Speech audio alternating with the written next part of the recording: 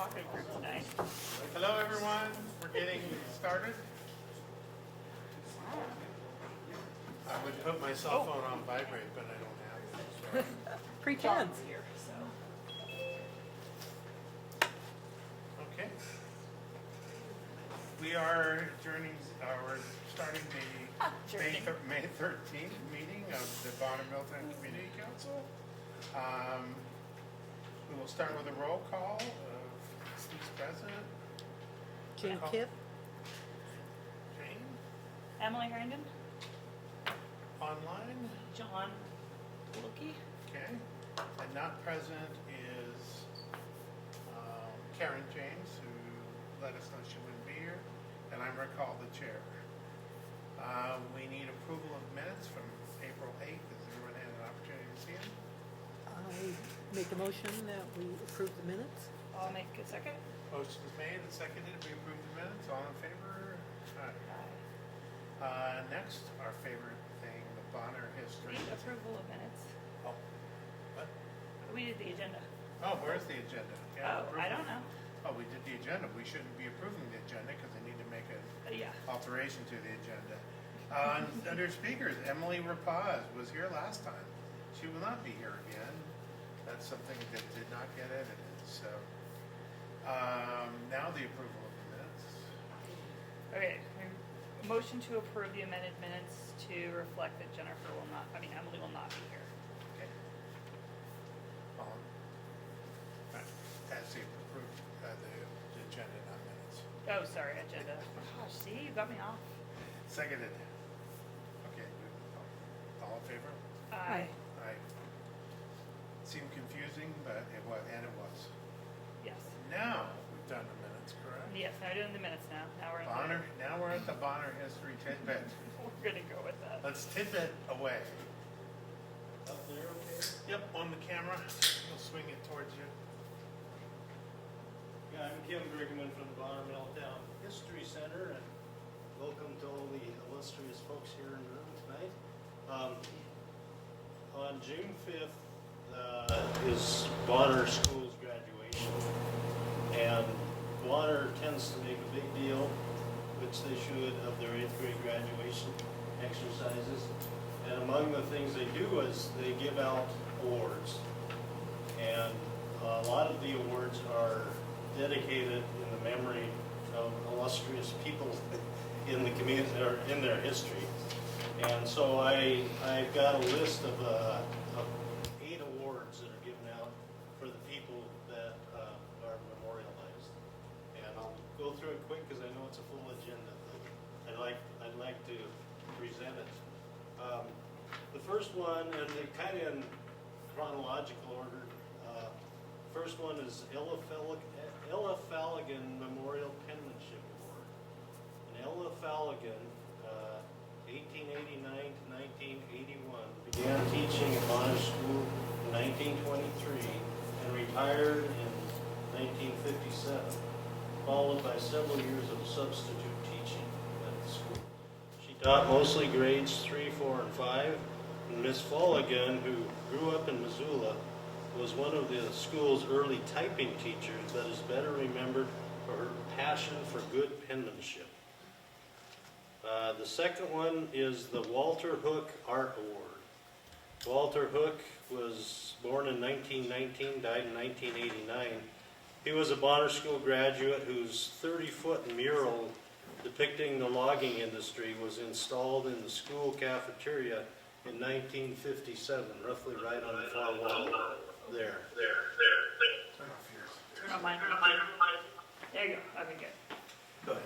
Later, the mural was moved to the school library where it is today. Mr. Hook, who grew up in Milltown, his boyhood home is still standing on the river, on the Blackfoot River, taught painting, drawing, and calligraphy at the university from 1955 to 1977, and he chaired the UM art department. The third one is the Guy E. Trenary Memorial Leadership Award, and that name may sound familiar to those who are familiar with Guy Trenary, the grandson, who is a longtime owner of the River City Grill. His grandfather came to Bonner in the 1920s. He served as the clerk for the school board, Bonner School Board, from 1929 to 1964. And while he was working for the Anaconda Company for 45 years. He worked with the principals Will Aiken, Frank Lightfoot, and Leo Musburger, played a key role in fostering the cooperative relationship between the school board and the mill. Larry Burlingame Social Studies Award. I had Larry Burlingame as my 7th grade teacher. He lived from 1927 to 1998. He was an upper grade teacher and principal in his 4 decades at Bonner School. Retired in 1988. An accomplished music teacher, he was active as a scout leader, charter member of the Hellgate Lions Club, and his love of Montana and its history was contagious to generations of students and proteges. The 5th one, Leo Musburger Library Award. Leo Musburger lived from 1908 to 2002. He served as Bonner School's principal from 52 to 74. During his tenure, a new brick school was built to replace the 1907 schoolhouse, and the current library, breezeway, and middle addition were later finished in 1970. This edition that we're in today, not counting the new cafeteria. Mr. Musburger nurtured the school's long-established relationship with the Anaconda Company across the street. Next, we have Michael Bouchard, the Michael Bouchard Memorial Citizenship Award. Michael was a student at Bonner School, graduated in 1952. He went missing in action when his Navy fighter jet was shot down over Laos in December of 1968. Mr. Bouchard was on his 3rd tour of duty in Southeast Asia, 28 days short of returning to Montana. Evidence indicated he was captured by the North Vietnamese, but despite intense efforts by his family, his fate has never been determined. The Secretary of the Navy approved a presumptive finding of death in 1973. Michael's 2 brothers were serving in Vietnam at the same time, or serving in the service at the same time. One was in Vietnam when he was shot down. The 7th of the 8 is the Sharon Lukes Math Achievement Award. Sharon Erickson Lukes, 1945 to 1995, taught at Bonner School for 19 years before cancer claimed her life in 1995. At the time of her death, she was a 7th and 8th grade math teacher. Sharon's husband, Andy, is a longtime member of our History Center, and they served 2 life-changing years in the Peace Corps in Western Samoa, and at which time Sharon taught some 65 to 700 Catholic students, and she taught math at the Samoa Teacher Training College. She also played the fiddle with local groups around Bonner. A big loss to Bonner School and Bonner. And the final one is the Julie Evenson Memorial Athletic Award that they give out to top athletes in the, I think, one boy, one girl at graduation. Julie lived from 1968 to 1985. She was a standout athlete and student at Bonner School. She died tragically as a result of a head-on collision near Bonner before her senior year of high school at Hillgate. The daughter of Dale and Louise Evenson, Julie was a spelling champion and multi-sport star at Bonner and Hillgate High. She pitched her Mount Jumbo softball Little League team to 2 state senior championships. Julie Evenson. So, thank you. Thank you. Any question for our history expert? Next item on the agenda is public comment on items not on the agenda. Anyone online or here? If it's not on the agenda and you'd like to make a comment or follow something? We'll have other opportunities. And you will have plenty of other opportunities.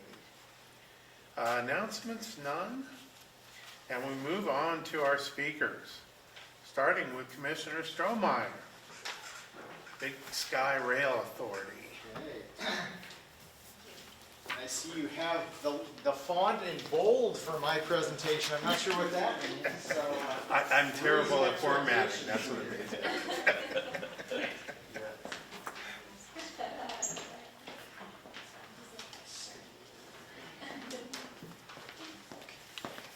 Perfect timing, this was just in the paper.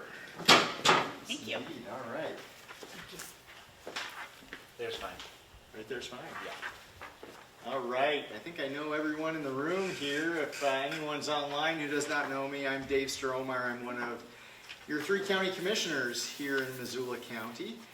And I thought it was long overdue that I started hitting some of the community councils and updating all of you around Missoula County on something that Missoula County has been at work on for about the past 3.5 years, and that is our efforts to try to restore passenger rail service to southern Montana.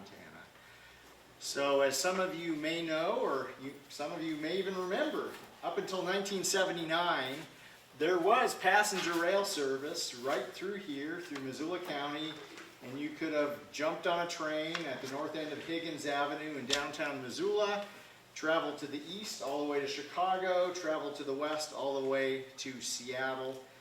In the fall of 1979, the Amtrak North Coast Hiawatha ceased to operate, and basically for the past 45 years, there have been various attempts to try to bring back passenger rail service to this part of the state.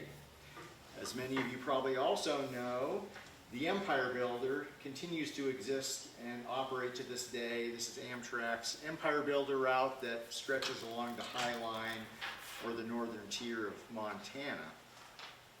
Over those 45 years or so that folks have been trying to get passenger rail service back to southern Montana, the efforts have been largely led by passionate individuals, advocacy groups, nonprofits. Every once in a while, a municipality, a city or a town, or maybe even a county would adopt a resolution encouraging our members of Congress to do what they can to pursue passenger rail service restoration. Occasionally there might be a conversation in Helena at the legislature, but all that has come to naught. So fast forward just a few years ago, when I came onto the Board of County Commissioners about 7 years ago, I got to thinking, what can counties do perhaps in the state of Montana that these previous attempts have not been able to accomplish? Well, looking at a map of the state of Montana, the one really obvious thing, so obvious that it goes unnoticed probably to most, the one obvious thing is that counties are contiguous across the entire state. Individual cities and towns, not so much. So how can we leverage the connectivity, the contiguous nature of counties across Montana to our advantage?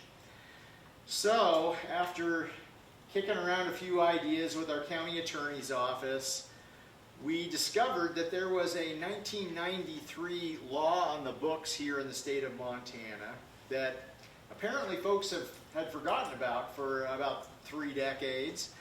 And what this law is, it authorizes counties, and only counties in the state of Montana, to establish rail authorities, or multiple counties to establish regional rail authorities. It was actually Deputy County Attorney John Hart who stumbled upon this, if any of you know John. So in 2019, early 2020, Missoula County led the charge, and we barnstormed across the state, making the pitch to other counties across Montana that maybe this is a mechanism that we might want to avail ourselves of to create the institutional infrastructure, the political infrastructure, to really motivate this effort forward, which is a big effort, there's no doubt about it.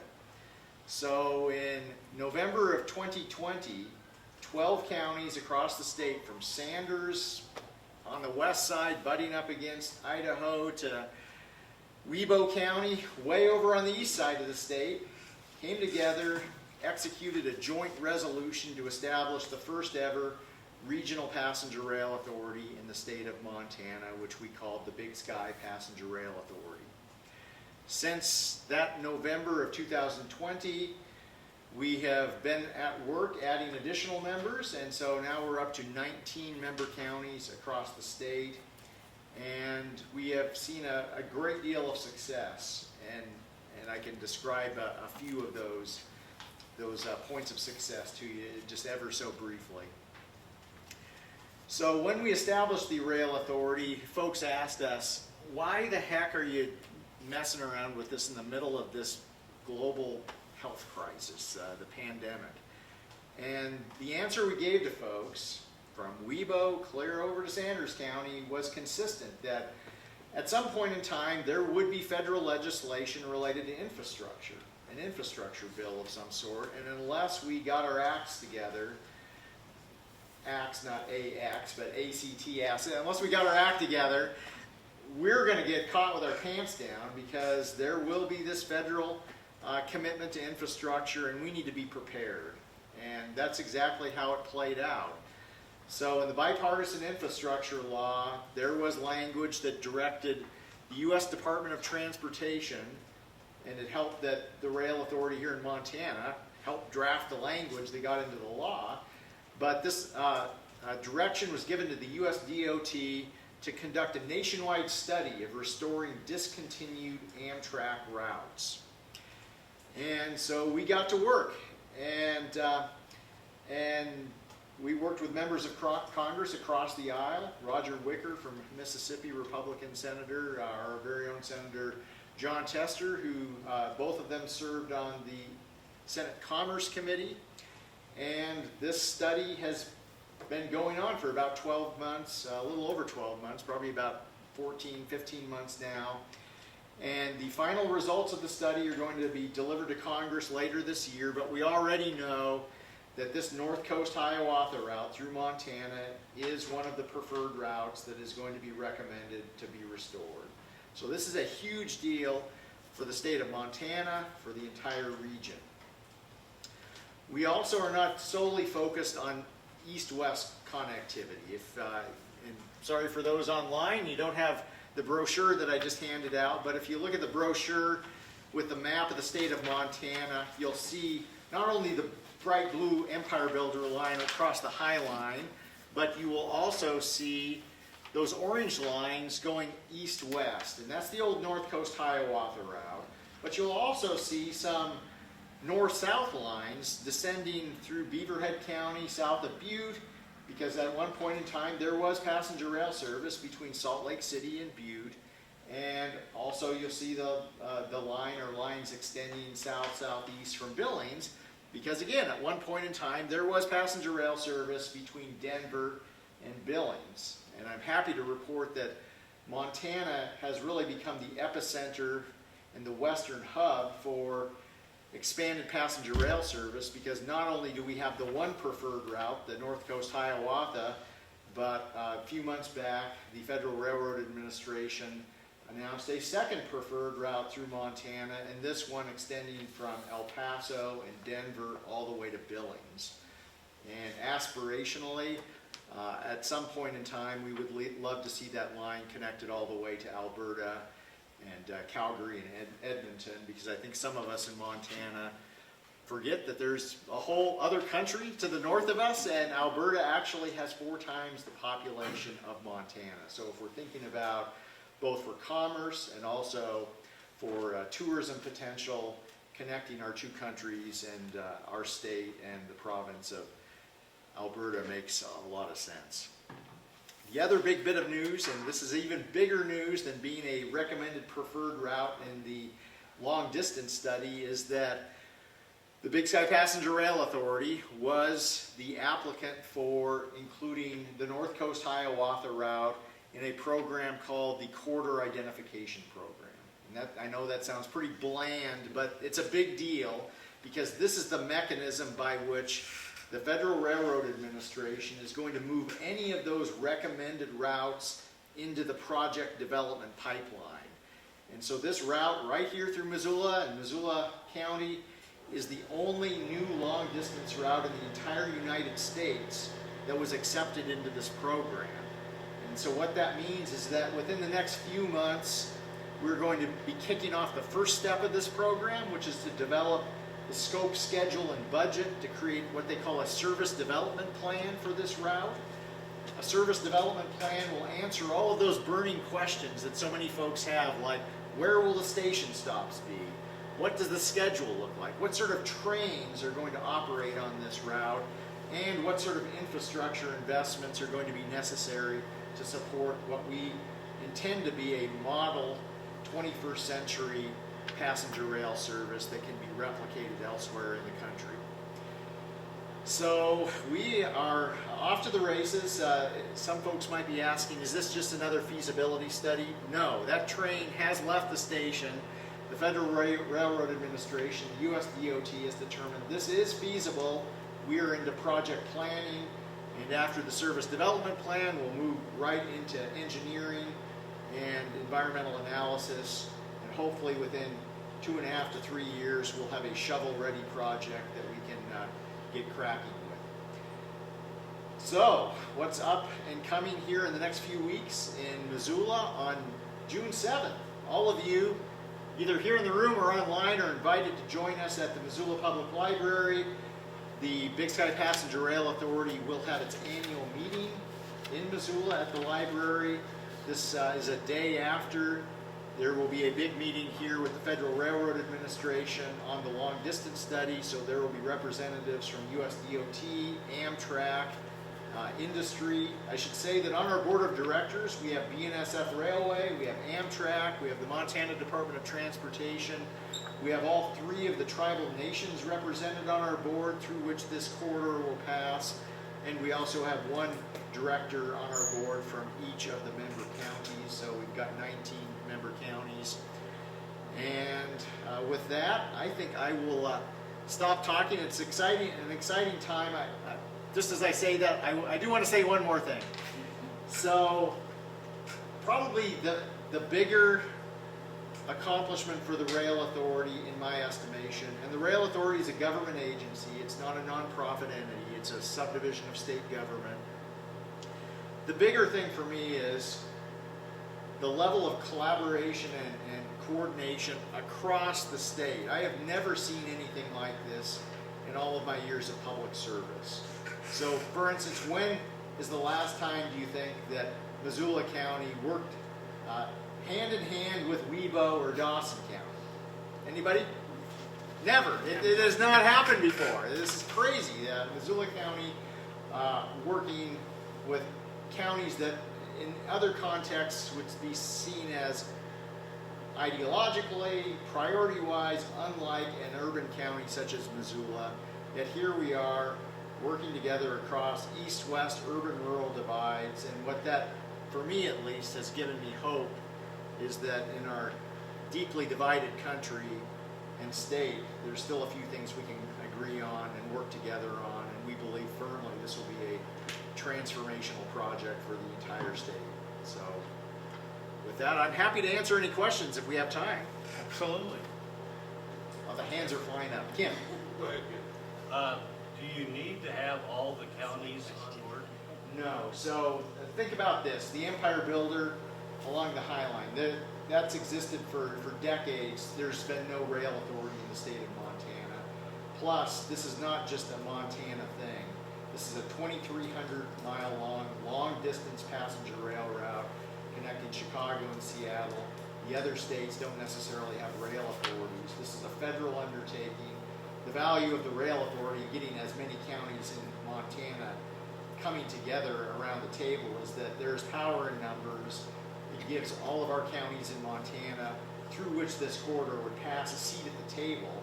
Because I don't want to be sitting here in Missoula dictating what the stations are going to look like in other counties across the state, nor do I want to be here in Montana dictating what the stations or depots are going to look like or where they're going to be placed in North Dakota.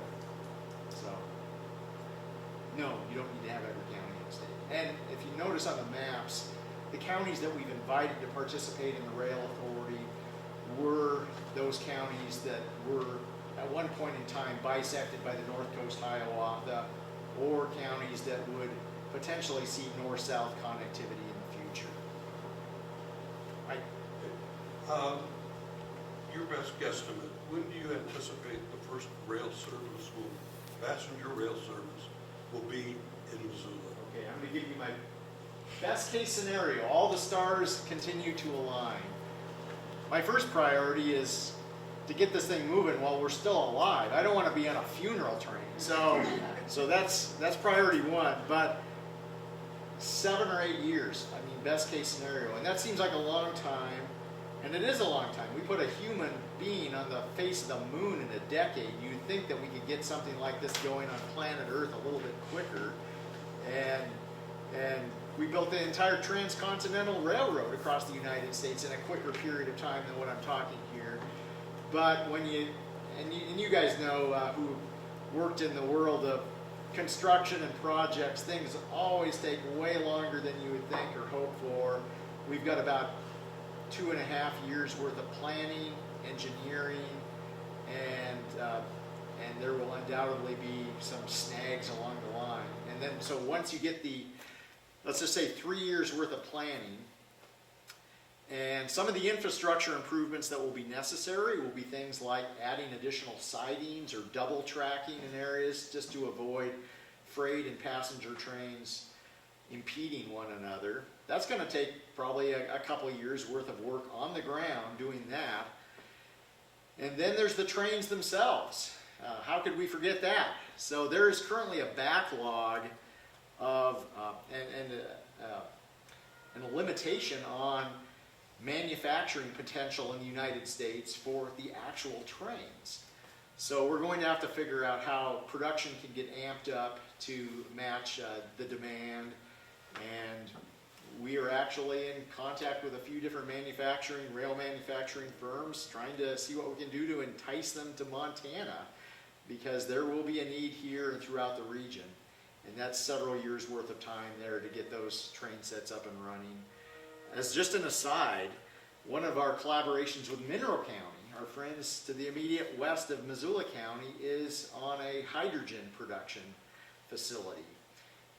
And this is not pie in the sky stuff. I was able to ride on a hydrogen fuel cell locomotive or passenger train down in Colorado earlier this year, and these trains are in manufacturing and will be deployed here in the United States probably sometime this year. What they're looking at over in St. Regis, and they have funding to do this, is to create an electrolysis facility powered by solar, and it would create hydrogen that could be used either for trucks, motor vehicles, or for locomotives. So we'll be figuring that out as we go also. Thanks for the question. So, Yes, Gary. so is this route on the existing rail bed primarily, or? Entirely. Yeah, there would be no greenfield development. It would be basically using everywhere that you see a freight train running today, BNSF train, and I say BNSF because Montana Rail Link is no longer running through here. Everywhere you see a BNSF train through southern Montana is exactly where these trains would be traveling, with the exception that, or the qualifier that there would be some infrastructure improvements necessary. Not only have some of the stations completely gone away, others like ours here in Missoula have been adaptively reused and converted to other purposes. So all questions we're going to need to figure out, but yes, same tracks. Yes? So on your map where there are two converging red lines, a couple of circles, Yes. does that mean either or is that going to be both? Or? Yeah, what you're looking at is Butte. And also farther to the west, there's some variation in alignment through Mineral County or up over Evero Hill into Sanders County. And so I should say what we are shooting for is twice daily service, on-time service, weather resilient service. And what twice daily service gives you is the potential that you could service both Helena and Butte in the same day. So by twice daily, I mean 2 trains in each direction each day. What that allows you also to do is, if you were here in Montana, wanting to travel for business or pleasure between, say, here in Bozeman or here in Helena, you could actually get back to your original location in the same day. It's a little sketchier depending on the scheduling if you were simply to have one train in each direction each day. The challenge with Butte is that the tracks have been out of service east of Butte for decades. So if you go up over Home State Pass, as if you're going towards Whitehall, up over the pass there, the tracks are no longer in use or service, and it will take a considerable investment to actually put those back into service. The path of least resistance is through Helena, since that is where the active rail line is running.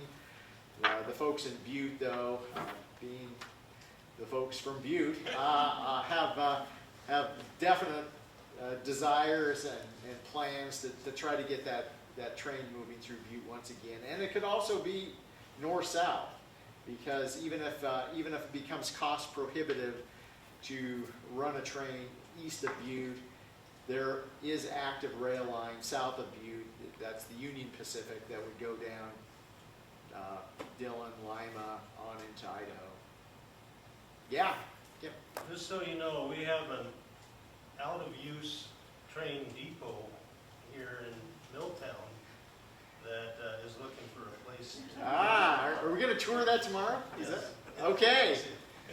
And I actually did tour the one that the Pullman that's for sale right across the street here. I don't know if you guys have, well, you obviously are familiar with that. Anything else? Okay, question Yeah. for you. The non-participating counties, is it just they chose not to be part of the authority, or they're opposed to the plan? Yeah, good question. And as far as membership in the rail authority, it's not a pay-to-play sort of thing. The only thing that a county needs to do is adopt a resolution requesting membership and appoint someone to our board of directors. One of the reasons why, and this is the reason why we started with 12 counties and we're now up to 19, is that what we are doing here is somewhat unprecedented in the state of Montana, and traditionally local jurisdictions like counties look inward to their own jurisdiction and sometimes forget, or at least have not attempted to see which ways you can work across jurisdictional lines to accomplish something even bigger that you could not accomplish individually. But you're only going to realize the benefit and the results if you work across those jurisdictional lines. So in some cases, it's just doing something new and needing to feel as if that what you're getting yourself into is not this big, scary, unknown thing that you might originally think. In some cases, it might be ideological that folks are of the mind that, you know what, trains, passenger rail is simply a thing of nostalgia, simply a thing of the past, and we just need to move on. But I can guarantee you, if you ask someone who's living in Terry, Montana, Prairie County, or Glendive, one of the reasons why those counties came on early into the establishment of the rail authority is because they have an aging population. They have folks who currently have to travel 175, 200 miles to Billings to seek medical services. They might not be able to drive. So from just the standpoint of providing transportation options for their constituents, they saw this is important. It's also important for some communities to look at this as a means to revitalize their main streets economically, bringing in tourists, bringing in commerce that might otherwise not be available there. I've heard from folks over in Gallatin County, I'll say a certain unnamed aerospace company CEO who may be running for the U.S. Senate right now. He was one of our earliest supporters of the rail authority because what he told us at the time was he wants to be able to, if he's traveling between business locations, to have productive time while traveling.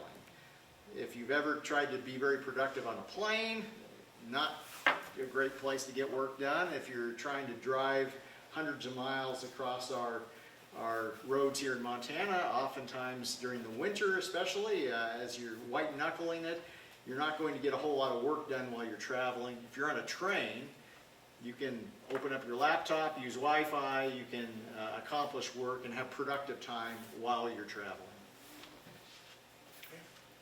Any other questions? Yeah, Mike? Is there an estimated cost for what it's going to be for just border to border in Montana in terms of upgrading rail or the rail and also creating the stops? Short answer is no. That's what the service development plan will identify, which we are kicking off here probably late summer, early fall. That will identify the number of station stops, not only here in Montana, but also in North Dakota in particular. I should say that east of Fargo, this train will be using the same infrastructure that the Empire Builder does. West of Sandpoint, same deal. So we're mainly talking Montana and North Dakota. We will be figuring out all of those costs in the months and hopefully not too many years to come. Well, it's nice to know that our Secretary of Transportation says that the feasibility's been done, that it's feasible, so.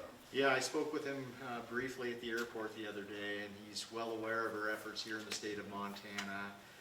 If folks want more information about the Rail Authority, go to bigskyrail.org. Our meetings are all open to the public. We meet every other month as a board.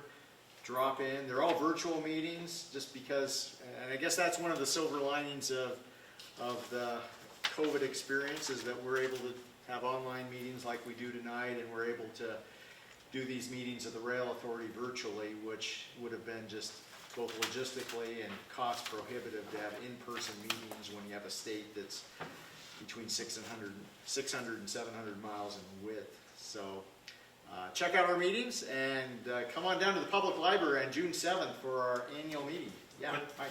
One more thing, I Yeah. had a little anecdotal. I was born and raised in Glasgow, and the Empire Builder used to go through Glasgow.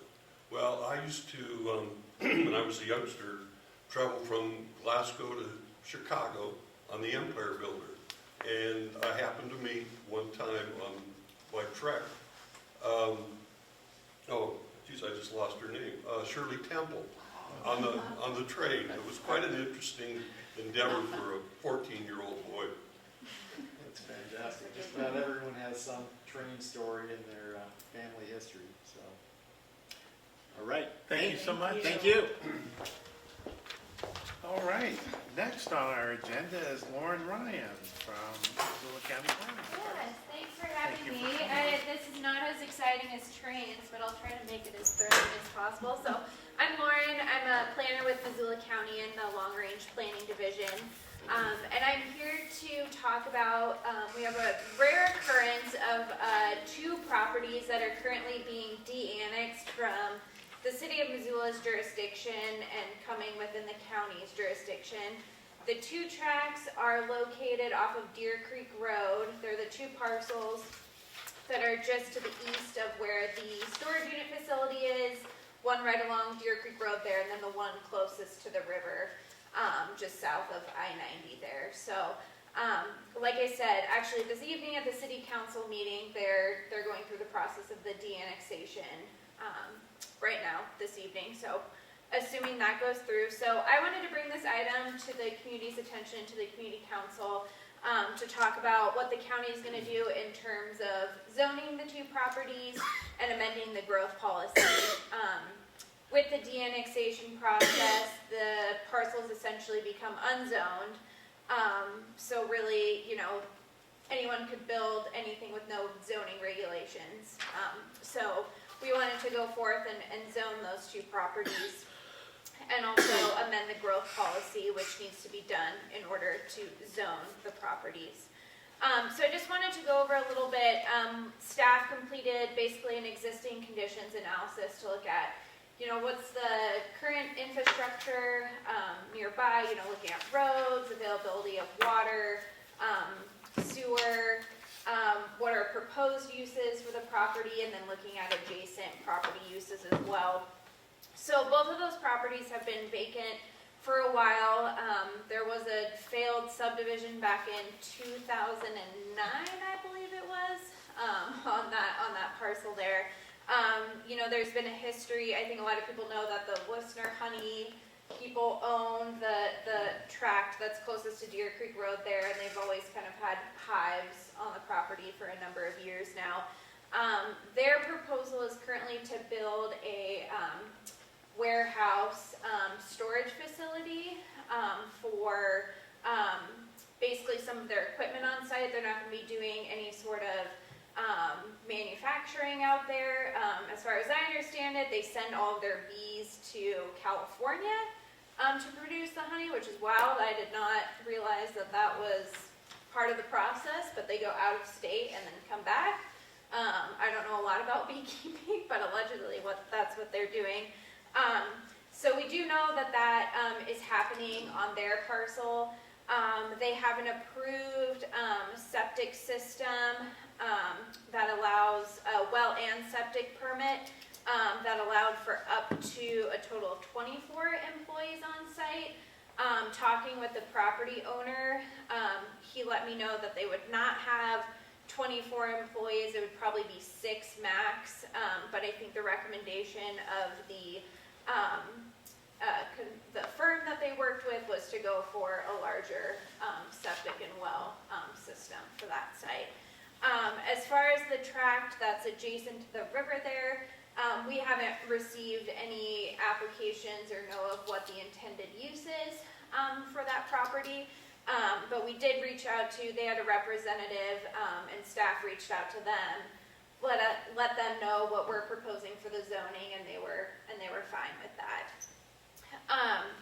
So as far as adjacent land uses, I think everyone's aware they're unique in the sense that you've got a railroad on one side, I-90, and then the Deer Creek shooting range on the other side. So, that makes for some interesting, figuring out what type of zoning would be appropriate there. As far as, I don't foresee it being used for a large subdivision. So staff went on the end of looking at a lower density zoning district out there. As far as, water and sewer, it is right on the other side of I-90 there, and our understanding as staff is that the city would not extend water and sewer beyond I-90 there at this point in time. So everything would be on a well and septic system. And additionally, as far as roads go and infrastructure, knowing that access to that property goes through, the golf course and residential areas, staff didn't think it'd be appropriate for any, heavy, industrial type use out there, just for, truck traffic going through. So, light intensity commercial would be most appropriate out there. So with that being said, staff is going to be recommending that both of the tracts to be zoned the Rural Residential Agriculture Zoning District, AGRR 5, which would allow for a density of 1 home per 5 acres out there. Like I said, the tract that's owned by the Listener Honey folks, I spoke with the landowner, and he doesn't have any intention to do any sort of residential development at this time. He wants to keep it working agriculture lands. And I'm not sure what the other property owner is proposing at this point in time.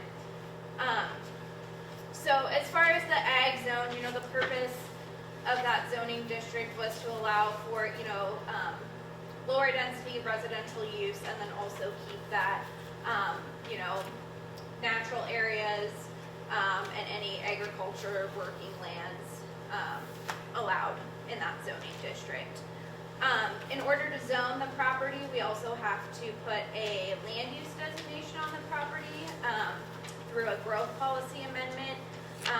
A growth policy basically provides as a guiding tool for what the zoning should be on that property. And so staff will be recommending a rural residential and small agriculture land use designation to go along with that zoning there.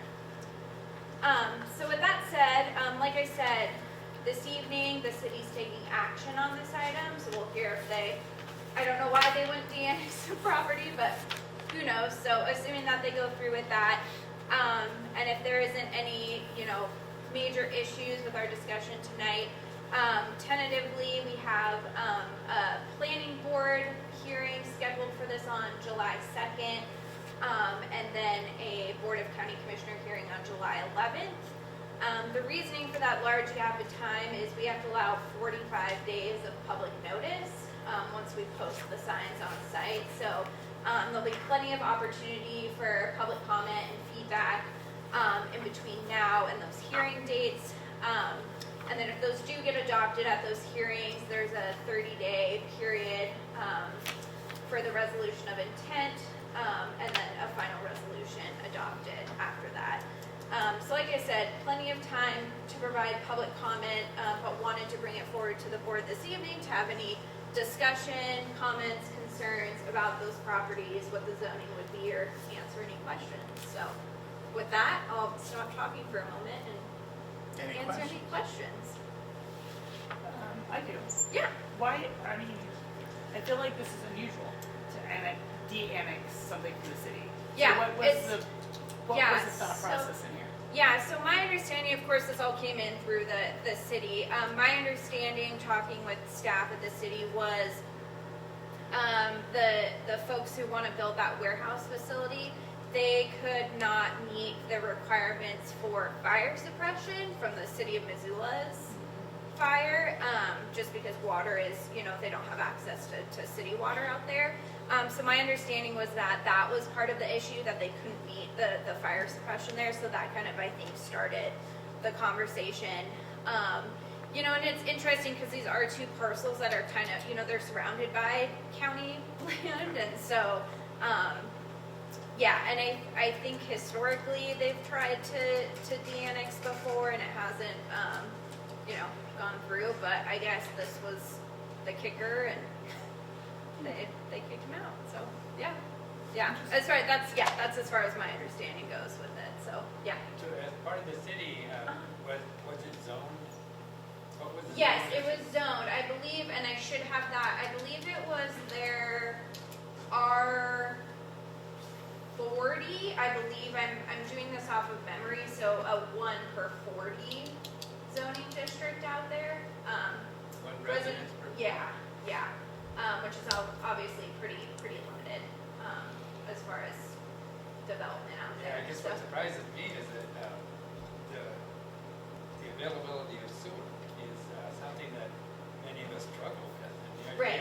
They had a real close connection. And I don't understand the politics behind why that. I think those parcels haven't been a part of their, plans to extend the sewer and water out there, even though they're part of the city. So I'm not quite sure what the reasoning, if it was too expensive to bring it all the way over, I'm not sure. And like I said, I think because of those surrounding conflicts with the shooting range and the railroad and everything, that those haven't really been right for, really dense development. So maybe that's the reasoning they didn't want to extend it over. So and look at a lower density.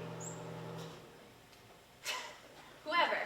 Well, Lauren, so as opposed to annexation where Missoula County, in our case, the Board of County Commissioners takes no action whatsoever, just it happens. Right. We actually play a role in de-annexation. It sounded like we have a public, do we just have a public hearing or do we actually have to take action to agree to? I mean, essentially, I don't. I think the city can just de-annex. I mean, there's got to be, well, you guys weren't really informed, I guess, nor needing to take action on receiving parcels. So, so I believe the process is the city can just de-annex parcel. I mean, I'm sure through a notice process and everything. Okay, I thought you said, I thought I heard you say that we would have some public hearing as far as the Board of County Commissioners. Just as far as to zone, like, through this process of Oh, zoning. zone in the Yeah, county. yeah, yeah. Okay, got So, it. yeah, sorry for the misunderstanding there, but, yeah, so essentially, yeah, the county, you know, gets the land and then it would just be, you know, unzoned essentially, and, yeah, thanks for the clarification there. So, and maybe Mike would be best, who's in charge of fire suppression at Canyon River, which is in the city? Yeah, the city, yeah. Is it city I think come it's out? a city. It's Yeah. a different thing if you've got Yeah. a warehouse. If you have a warehouse, the cost of installing the appropriate water suppression in that warehouse is very high. Yeah, And I don't think it's what fire department, I think it's the cost of fire suppression in that building. yeah, and with the size of building, right, plays into the factor of fire suppression too, right? You need a certain, whatever the gallons per minute, you know, pumping in order to fight the fire, so, like I said, I think, they couldn't meet whatever this, I'm not sure what the city's requirements are in terms of fire suppression, but my understanding was that they weren't able to meet those. Because I think I see East Missoula fire going over there all the time. Oh, yeah. Is that, It closes. yeah. Yeah. It's right Yeah. down the hill, so. Yeah, So the Yeah. county must have different requirements for building, and yeah, yeah, that's the difference. yeah, yeah. Like I said, I don't know, since I don't work for the fire department, I don't know what those requirements are, but, that's what I heard was the main reasoning for the denixation, so, Does the proximity of those transmission lines affect this at all? yeah, great question. So, the parcel that's closest to the river there, they have a pretty limited space of actually buildable area because of the big Bonneville power line easement that runs through there. So if you look at the certificate of survey for the property, it's pretty limited on that parcel specifically where there'd be any buildable area on that So track, under the lines and maybe yeah, I believe I don't have to the sides of it, you couldn't build anything. Right, I believe it's almost I think it's like either like almost it's a pretty wide easement that runs through that entire property. So yeah, you wouldn't be able to build within that easement at all. I've heard there are health considerations of building near transmission lines too. Gotcha, yeah. Like I said, I think that's a pretty wide, I think it's like a 80, maybe 100 foot, it's a very wide easement that goes through that And property. it only So affects the one next to the river? right, yep, it just runs through. There's a tiny little chunk of it that runs through the one near Deer Creek Road, but it mostly affects that tract near the river. So, Thank you. yeah. So, it's weird that you're here on a day where a commissioner's here and I'm on planning and zoning. There you So, go. We don't have enough people for a quorum, but You know, nowadays, island annexation's kind of a big no-no. Is that something they did in '09? I mean, how long have you been with planning? yeah, not since '09. I mean, I think Dave's probably more familiar with what I happened. can take responsibility. I actually was on the city council when we zoned that, or when we annexed it back in the day. It was a lively discussion, I will say at the time, and it's just ironic that I will. We're on doing it, you did. So, Take it back. It's just following yeah, you. it was questionable at the time. Okay. So you're just here to get comment? Yeah, just wanted to, you know, before we put it out for public notice and anything, if there's any real heartburn with what we were recommending or any feedback, just to give an opportunity to.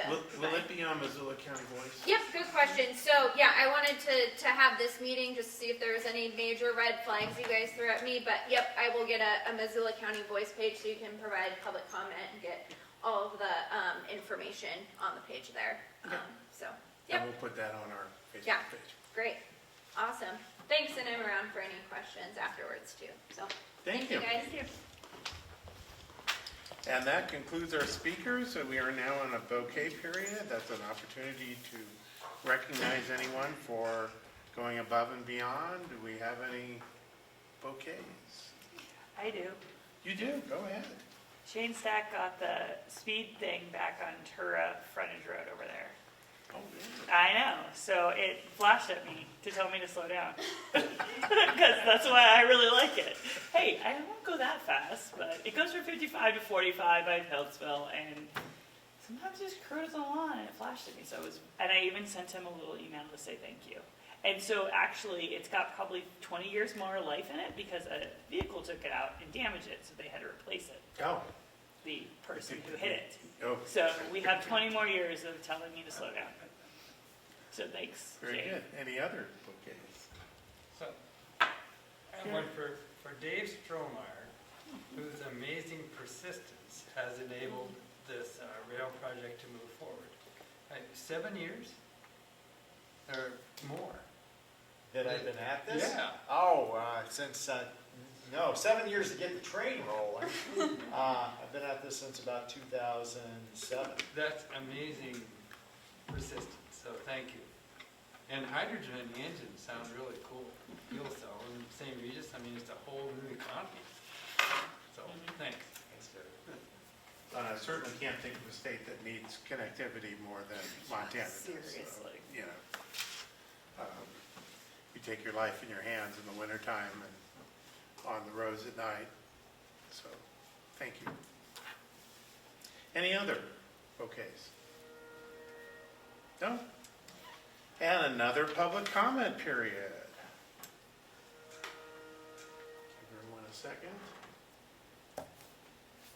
No hands online, no hands in the room.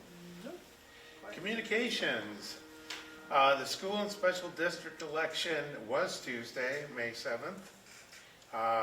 You probably also have your new ballots. Find info on ballot drop locations, registration, and more at missoula.co current election. And we know that one of the two bonds for the school passed. So, One lost by 4. yes, one lost by 4 votes. The Missoula Metropolitan Planning Organization and Missoula County received a $24 million federal grant that will help transform the Highway 200 corridor and improve connectivity and safety between Missoula and East Missoula. Learn more about this project and see plans at missoulaampo.com/plans. And then there's a Lolo National Forest Land Management Plan revision. And the website is on the agenda and will also be at our website. Any other communication I'm missing there? Okay. Next item on the agenda is our treasurer's report. Our treasurer is not here. So last we knew it was 598.01. We do know that we're working on a new budget and requests for funds and a report. Action items. The council will discuss and vote on whether or not to authorize the following items. A draft letter to town pump. I hope everyone's had an opportunity to read the letter that Emily has written. So I put Town Pump in red because looking at some of the ownership, I am not sure Town Pump actually owns that. Okay. I think it's somebody completely different and they own the entire lot and not just one segment of it. Okay. So I need to check into that more. So I'll be happy to check everything. perfect, that'd be great. Who owns property? Yeah, but otherwise that's the draft letter. Okay. Do we need a motion to approve it with changes to checking on the addressee? We can make a motion to approve the letter inquiring on the use of property in the neighborhood center in Barn. For those of you that, have you seen it in the packet? Okay. So basically what this came out of a meeting about a community development subcommittee, which will be later on in the agenda, that we write a letter to the owners of property near Town Pump, which we believe to be Town Pump, about preferred uses of the neighborhood center property that's there. Obviously, it has no, it's just a preference from the community. and some of the ideas about what might be done, such as establishing a community center, creating recreation facilities, places to implement educational programs, and a place to support local businesses such as a farmer's market or an artisan fair, any community-centric activities. It's a vacant piece of land right now. Gary, do you want to say anything about it? Well, that property is owned by Town Pump. If you look on the property information system, it identifies, it's been subdivided into, I think, 7 or 8 parcels. All of them say is a Town Pump owner. Okay, yeah, because I saw an owner, but I couldn't identify him from Town Pump. Okay. So, Yeah, we'll look into that, just to make, like, I can also just put the owner's name on there instead of just Town Pump. Yeah, it doesn't say Town Pump. No, and that was why I was like, okay, I gotta dig into this more, so. And No, with the Rick. only other thing I was thinking of that might be appropriate is that the name of the Director of Facilities, Logistics, and Real Estate Operations at Town Pump is Trent Biggers. Trent Biggers, Biggers. Okay. And so the whole idea is to have some, starting with the owner, landowner, and you're looking for win-win kinds of things. And if you just leave it all alone, who knows what might develop over there whatever comes up. It's kind of a random thing. It might be good to have a vision that we all share, that's something cool, and including Town Pump being the landlord. That's the whole idea. And, it can't hurt to ask. Have you had a chance to see the letter? No. Oh, it's right there. It says Oh. that. It's in your packet. It's in your packet. It's the 4th page. No, it's, So we can we can also push this back. no, so people can read. I'm fine with what you do. Oh, no, I mean, yeah. It's generally open. Do we want to move it to kick it down? We need a second. Yeah, don't We have a can second. kick it. Yeah, we can second and put a discussion in. Okay, I'll second. Okay. And then any further discussion, and then we can just, we can decide to move it down the road. Take a minute for people to have a chance to take a look at it.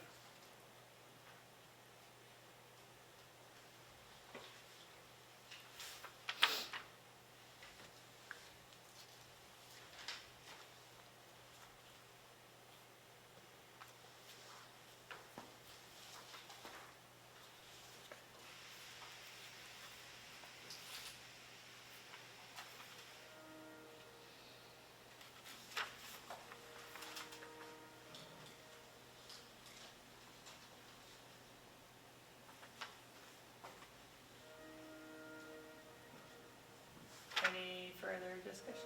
Sorry, I like to take over, so. Go right ahead. Boy, those trains are noisy. I love the train sound. I like it when it kind of just goes by. I know the world is still moving. Okay, so I see no other discussion. No. So let's just find out who I send this to. Yeah, we'll do that. Perfect. Okay. And then otherwise we'll put So, another should we vote? vote. Yeah. All in favor? Aye. Aye. Okay. Sounds like we Unanimous. have unanimous consent. Alrighty. Also on an action item, discuss a motion for council summer break, July and August.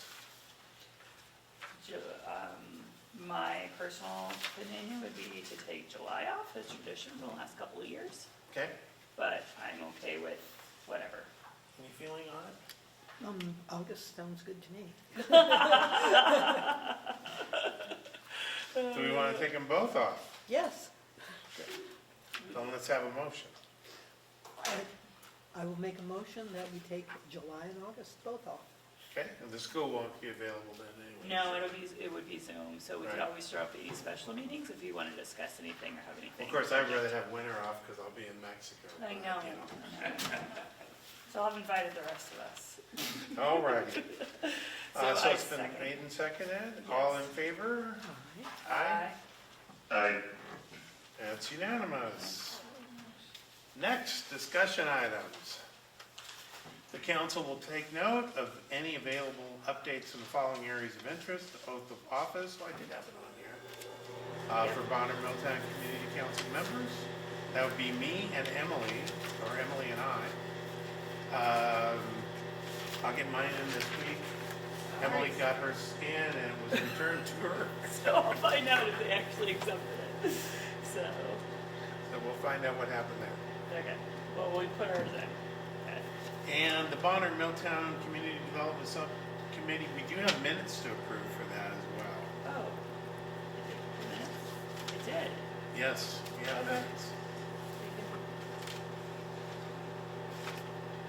So, update on the meeting was, it was an interesting meeting. Nobody wanted to step forward and everybody thought it was a good idea. Nobody wanted to do it. I think that pretty much summarizes it. So those are the results of the meeting. I think that's. But we're gonna keep that rolling on every single one of these Sure. meetings. Yes. Just so anybody wants to show up and talk about development or ideas or like this town pump letter, we can do that freely. Right. So I open the floor to any thoughts on development right now. Okay. Ideas. How about we add it to the agenda for each one? We can add it to the agenda for each meeting. Yes. Okay. We don't need a motion for that. Nope. Okay, we will do that. Any other comments? Community council budget is due June 30th. And our Karen is working on that. All community council meeting from April of 2024. I put in the bullet points from their memo to us, Missoula County Public Works 2023 annual report. Building permit exemption survey, which I think it was extended through May 23rd.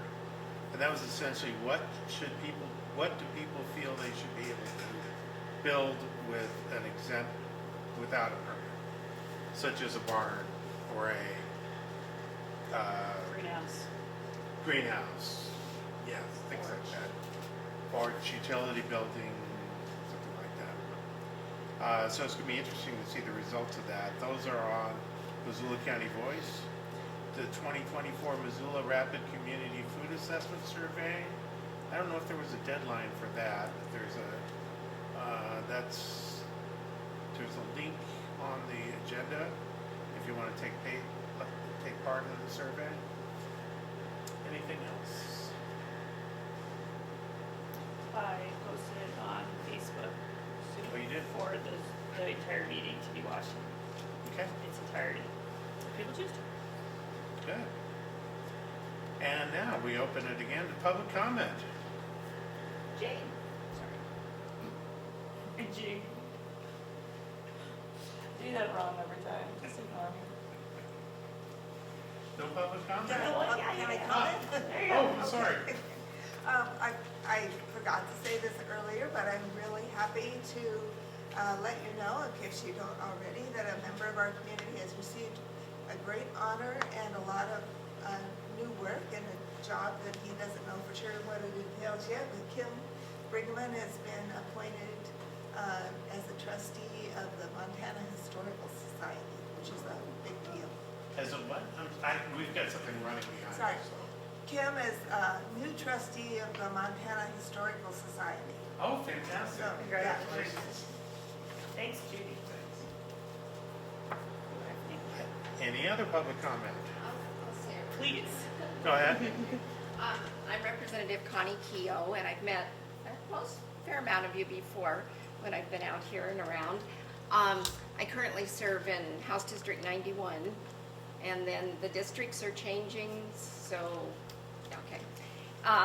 Anyway, I just wanted to let you all know that if there's any questions you have during the interim now, and as we go to the next session, any thoughts, any ideas you'd like to visit with me about, feel free. I've got some cards I'll put out, and just wanted to come and see what all was going on here tonight. I really picked a good meeting. Yeah. Yeah. So- And Connie, your background's in education, Yes, correct? I mean, I didn't know. It's okay. Go on, but yes, I've been an educator for over 40 years. And then I'm in my third term in the legislature, and have one more term. And by the way, speaking of communications, we did get how to conduct a candidates forum from the county. I don't even know. It's primary time, so Yeah, who we- knows who the We candidates are? can definitely reinvite Connie and everybody else in September. Yes, we do intend to do something So like that. put September on your calendar. We'd love to have you. Yeah, Yeah. Thanks. We have to allow all candidates to come. absolutely. Yeah. So, and any other public comment? Our next meeting will be June 10th. It will be right here. I did check to make sure we're open. No agenda items for the next meeting. And our next meeting after that will be September, correct? Mhm. All right, we need a motion to adjourn. I'll make a motion to adjourn. I'll second it. All in favor? Aye, we're adjourned. Aye. Was that an aye, John? Yeah, I.